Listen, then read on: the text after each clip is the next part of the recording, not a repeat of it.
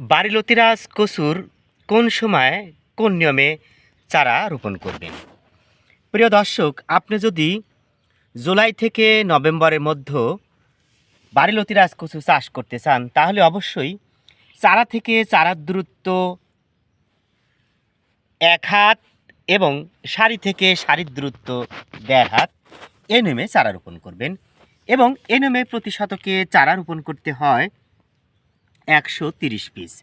প্রিয় দর্শক, দেখেন অরিজিনাল বাড়িলতিরাজ কচুর যাতে পর্যাপ্ত পরিমাণে লতি এসেছে। কিভাবে বাড়িলতিরাজ কচু চিনবেন? দেখেন পাতা এবং বোটার সংযোগস্থলে হালকা লালচে চিহ্ন, এই দেখেন, এবং লতিটা সামান্য চেপ্টা হয়।